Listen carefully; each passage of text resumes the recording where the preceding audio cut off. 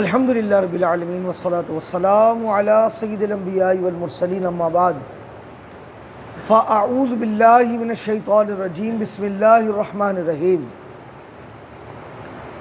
اہدنا الصراط المستقیم صراط الذین انعمت علیہم غیر المغضوب علیہم ولا الضالین ان اللہ وملائکتہ یصلون علی النبی یا ایھا الذین آمنوا صلوا علیہ وسلموا تسلیما صلی اللہ علیہ محمد وعلی آلہ واصحابہ وآل بیتہ وبارک وسلم صلاۃ و سلام علیک یا رسول اللہ۔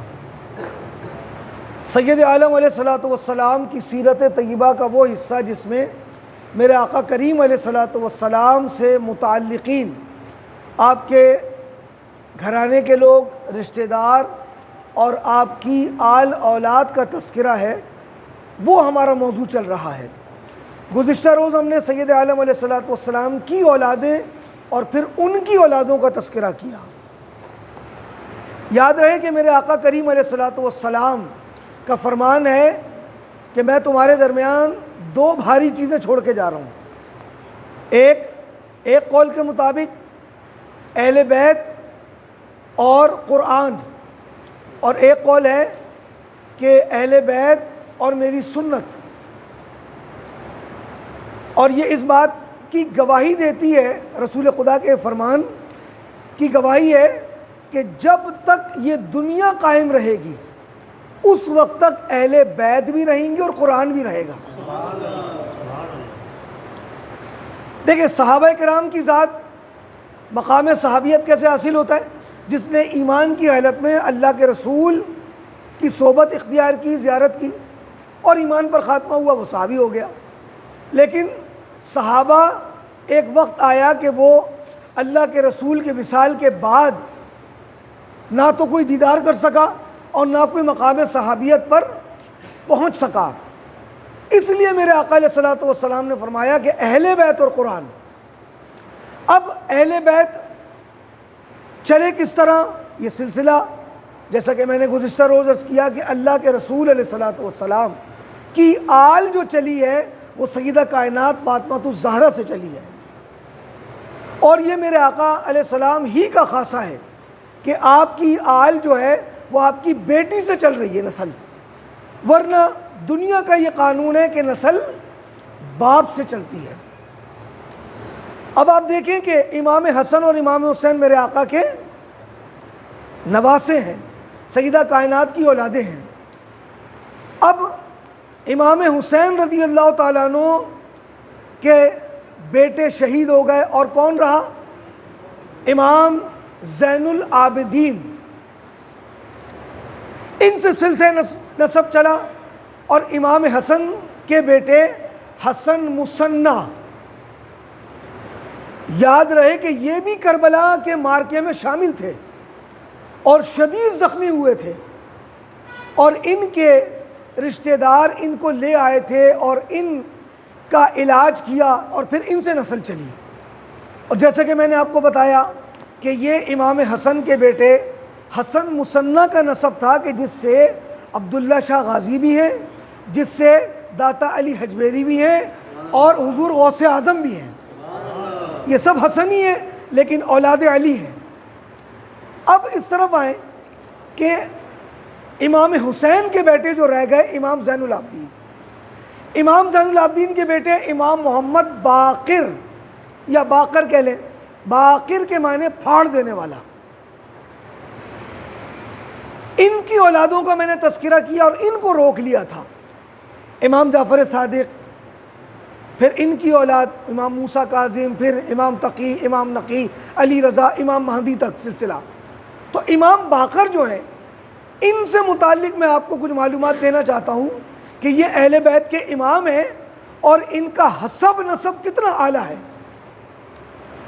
حضرت سیدنا ابو بکر صدیق رضی اللہ تعالیٰ عنہ کے 3 بیٹے، عبداللہ وصال کر گئے، ایک بیٹے صدیق اکبر کے محمد، اور ایک بیٹے عبد الرحمن۔ یہ دونوں کس کے بیٹے ہیں شہزادے؟ سیدنا ابو بکر صدیق کے۔ صدیق اکبر نے اپنے دونوں بیٹوں کی آپس میں ان کی اولادوں سے شادی کی. حضرت جو محمد ہیں ان کے بیٹے کا نام ہے قاسم. 3 بیٹے عبداللہ وصال کر گئے، اب درمیان ہیں عبد الرحمن بڑے بیٹے اور محمد چھوٹے بیٹے. اچھا محمد کون ہے؟ یہ ابو بکر کے وہ بیٹے ہیں کہ جن کو پیدا ابو بکر نے کیا ہے لیکن پالا حضرت علی المرتضیٰ نے. اب آپ دیکھیں محمد کے بیٹے کون؟ قاسم اور عبد الرحمن کی بیٹی اسما. یہ دونوں صدیق اکبر کے پوتا پوتی ہیں، ان کی آل سے ہیں. ان دونوں کا نکاح ہوا تو ان سے کون پیدا ہوا؟ ام فروہ. اب ام فروہ کون ہے؟ یہ علی کے بیٹے حسین، حسین کے بیٹے زین العابدین، زین العابدین کے بیٹے امام باقر، امام زین العابدین کے بیٹے اور امام حسن کے پوتے. کون؟ امام باقر. زین امام جعفر صادق کے والد ہیں. پر پوتے کس کے ہوئے؟ یہ علی کے. اور پر پوتی ام فروہ کس کی ہوئی؟ صدیق اکبر کی. صدیق اکبر کی بیٹی ام فروہ یعنی اولاد میں سے کس کی؟ عبد الرحمن کی بیٹی اسما، اسما اور قاسم سے ام فروہ پر پوتی صدیق اکبر کی. اور پر پوتے علی کے امام باقر کا نکاح ہوا ام فروہ سے. صدیق اکبر کی پر پوتی علی کے پر پوتے سے، ان سے پیدا ہوئے امام جعفر صادق. تو پتہ چلا کہ زین العابدین، امام باقر، امام جعفر صادق، امام موسیٰ کاظم، یہ جو اہل بیت کے سادات کے امام ہیں جن سے اہل بیت کی نسل چل رہی ہے، ان کی ماں جو ہیں وہ صدیق اکبر کی پر پوتی ہے. تو پتہ چلا کہ باپ حسنی حسینی یعنی علی کی اولاد اور ماں صدیق اکبر کی اولاد. کیا خوبصورت کمبینیشن ہے یہ چلا. اب آپ دیکھیں جب ایران فتح ہوا نا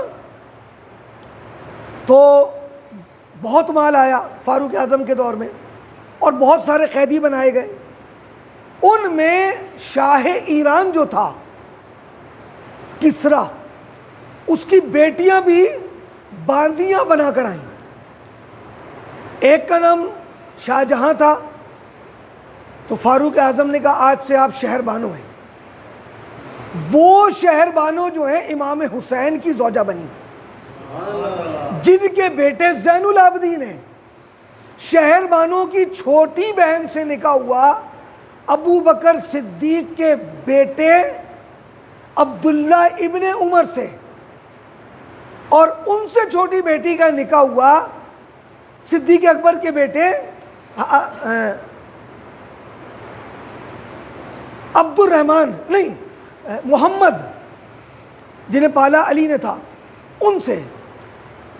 اور جو عبداللہ ابن عمر تھے ان کا نکاح ہوا تیسری بیٹی سے.